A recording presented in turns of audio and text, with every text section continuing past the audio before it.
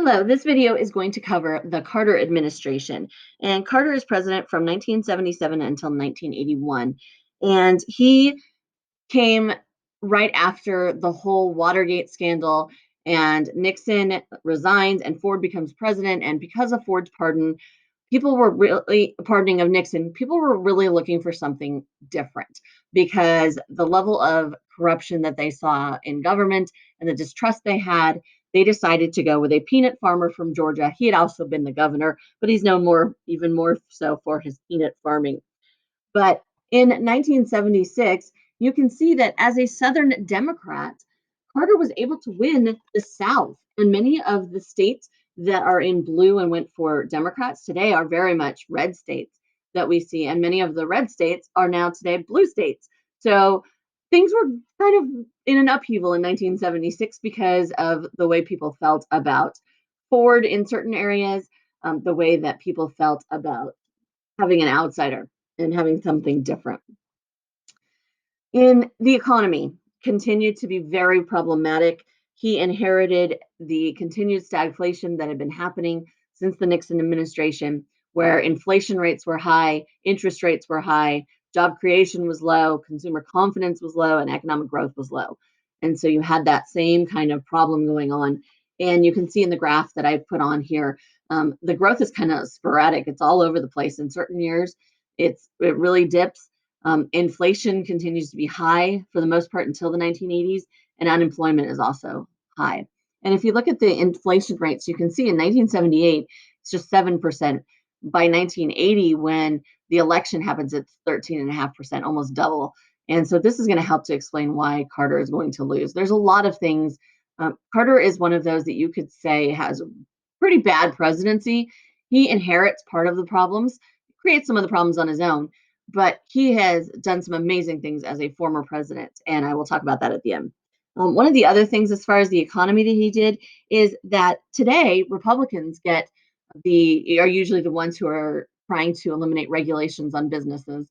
But it actually started with Jimmy Carter, with a Democrat, where he looked at it and said there's too much government involvement. And so, one particular area of deregulation is in 1978, they had the Civil Aeronautics Board regulated the fares and the routes of all the airlines.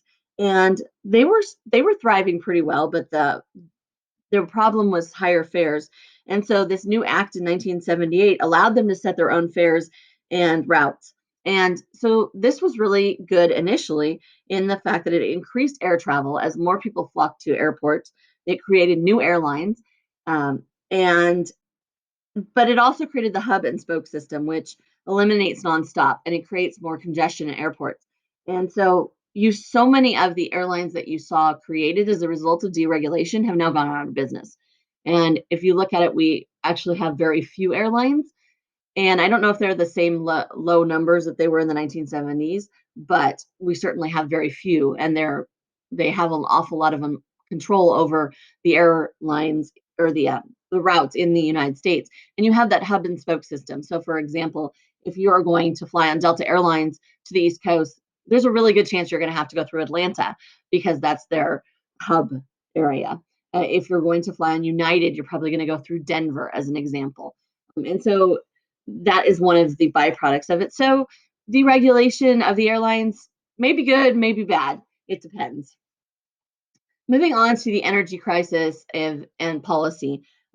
Carter inherits a problem with energy during this time period, and it's a matter of the one of the things I talked about previously was in another presidency was the long gas lines and the fact that there were days that they would run out of gas. And so back then they didn't have vanity plates, and so they would look at it and say, okay, if you have this license plate, then you're going to be able to get gas these days of the week. And if you have a different license plate number, you'll get gas on different days of the week. And so it led to long lines, but the chances you can see this is only a small part of the long lines. I mean, waits of couple of hours just to get gas. And then there's a real good chance that you could show up at the gas pump and they'd say, I'm sorry, we're out of gas for today. And a lot of this had to do with the amount of oil that was being imported into the United States, and the fact that it was cut off by OPEC. And Then one of the things that other problems is it's just going to be because of the loyal oil is Carter's going to give a speech. For example, there's going to be a really cold winter that's going to happen, and he's going to try to talk about, we've keeping the thermostat low at the White House, and we feel your pain. But every time he kind of went about looking at the American people saying, "Oh, I feel your pain," and all this, it just seemed to backfire on him.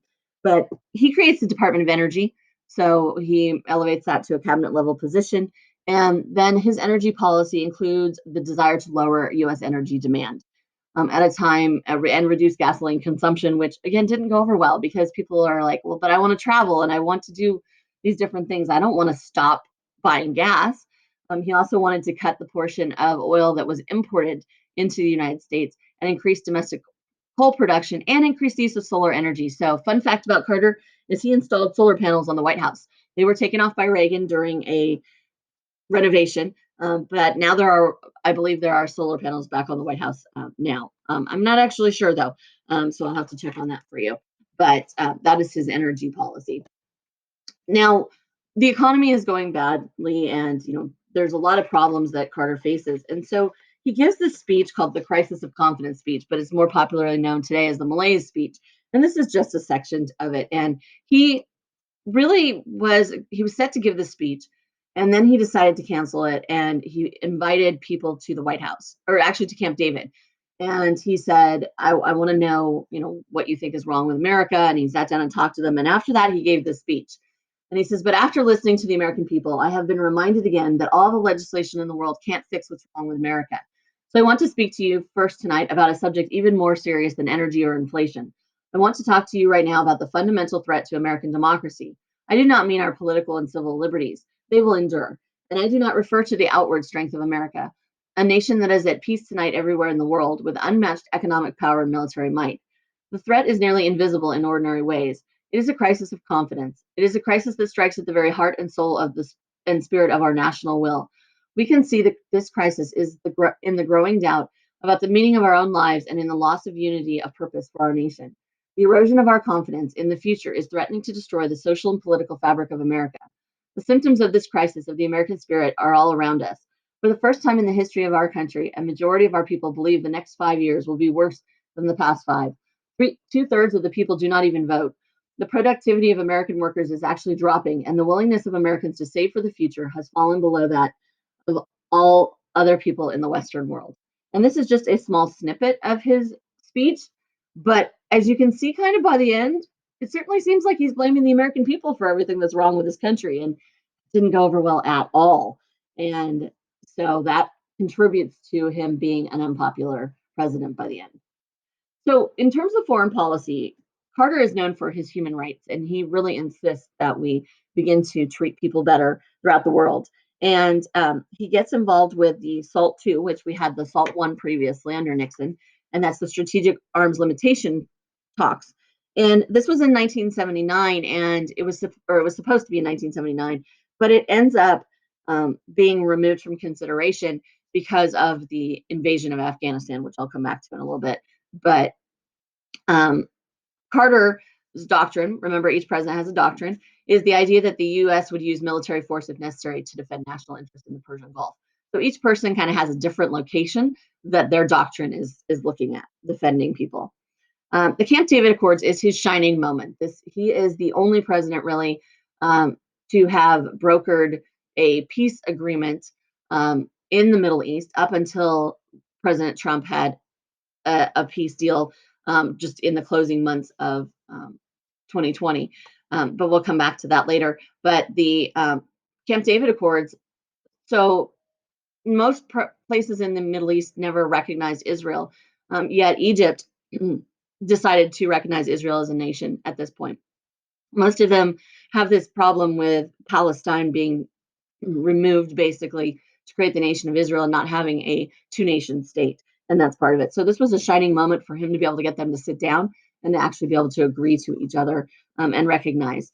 And now there is also Jordan also recognizes them, and there's another one that I forget, but also recognizes Israel. But it's still, most of the places you go, they don't recognize Israel as a nation. And then finally, the Panama Canal was something that was highly unpopular at the time, but It really hasn't turned into being much of anything problematic, but the Panama Canal we had built, as you recall, and Jimmy Carter decided to return control of the Panama Canal by the end of the 1990s to the Panamanians to control. And they do control it today, and everything is great. It's a lot of people didn't like it as a loss of money making for the United States because if whoever controls it gets the money for the fees, but it turned out to be not a problem. Now, the Soviet invasion of Afghanistan. Afghanistan was a place that had seen attempts to imperialize it, to control it for most of its history. There had been brief periods of time where Afghanistan was in control of its own destiny, but it was really important along the Silk Road and along, very just an important strategic location. And so in 1979, the Soviets invade Afghanistan to prop up a communist leaning type government there. And this does not sit well with the United States, obviously, because it's the Cold War. We don't like communism. And so Jimmy Carter is faced with multiple different options, including a grain embargo, which he does enact. But he also decides to get the Olympics involved. And so 1980 is back when we had both Winter and Summer Olympics in the same year. And so the 1980 Winter Olympics, which was held in Lake Placid, New York, is remembered for the Miracle on Ice. The United States had not won a hockey game against the Soviets for, I think it was 20 plus years since the 1960s. And part of that was because the Soviets used professional athletes. They would take someone as a young kid and send them off to a camp to learn the sport and to become better at it, where the United States was still using college students at the time. And so in 1980, they put together an amateur hockey team made up of college students. They weren't the best college students, but they had the perfect attitude. And Herb Brooks, who was the coach, who had been a hockey player himself, pushed them. And you can watch all of this in the Miracle on Ice video that was DVD that was created. And it ended up in the we ended up in the silver or in the semifinals for the um, hockey, and we defeated the Soviets, and it was one of the greatest moments in sports history. And it was more than just a hockey game. It was we defeated communism, we defeated the Soviets. A group of amateurs went up against these professional athletes, and we came out on top. And um, I encourage you to watch The Miracle on Ice because it's a phenomenal story of what happened with them. But then because of the invasion of Afghanistan, Carter decides to boycott the Summer Olympics, which are going to be held in Moscow, Russia. And so, as a result of that, the Soviets and their Eastern Bloc will retaliate and boycott our Summer Olympics in 1984 that are held in Los Angeles. And so we go 12 years between having our athletes compete against their athletes in the Olympics. And you have to think about this, that Olympics are supposed to be non-political. The whole purpose of them, going back to ancient Greece, was to set aside any war, any conflicts, and come together in peace for athletics. And so for Carter to take away that was very unpopular. And especially considering that many of these athletes, this was the only time they ever qualified for the Olympics. And so they lost their moment. They lost their opportunity to compete in that very special event with that. And then we finished with the Iran hostage crisis. That in 1953, recall that we had helped to overthrow Iran's leader, Mossadegh, and install the Shah, and that the Shah had been very unpopular, even though he had created what to us in the West seemed like great reforms. He was repressive. He took away people's rights. He was targeted enemies. And so in 1979, there is a revolt, a revolution led by Ayatollah Khomeini, whose picture you see here held up. And he had been exiled, but they basically kicked the Shah out. And the United States the Shah got cancer, and so he came to he wanted to come to the United States for treatment, and Jimmy Carter allowed him to do that. Well, that very much angered the Iranians, who already saw us as the Great Satan, and that's what they called us. And so on November 4th of 1979, Iranian students stormed the United States Embassy in Tehran, and they took hostages. There were some of them that were released immediately. There were some that got out through a special secret operation involving a movie story, and you can learn about that story through the movie Argo. And then finally, they were released within minutes of Reagan taking the oath of office. after 444 days. And so we look at it, and even though Jimmy Carter had worked tirelessly, even through the night of his last night as president of the United States, the hostages are released within minutes of Reagan taking the oath of office, and Reagan gets credit for it. And you look at it, and you have to imagine potentially that the Iranians just really wanted to stick it to Carter for some reason because they wouldn't allow him to get credit for it. And so they waited until Reagan was president.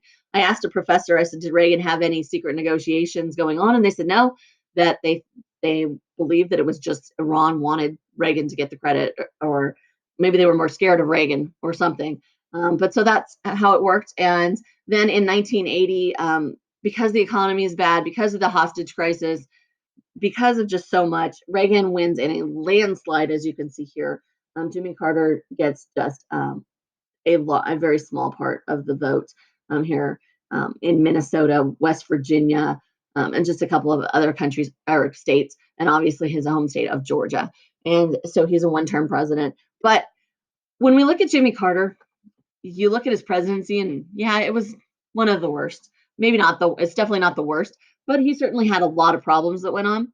But if you look at what he's done since, he's gotten the Nobel Peace Prize for his efforts as far as humanitarian things and human rights. And he also, still at the age of 96, he's still alive, 96 years old, he's building houses for Habitat for Humanity. That is pretty amazing, and probably makes him the best former president we've ever had, meaning that since he's left office, he's just really blossomed, and he's an amazing humanitarian and human being. So we'll end on a positive note with 96-year-old Jimmy Carter out there building houses for people. So have a great day.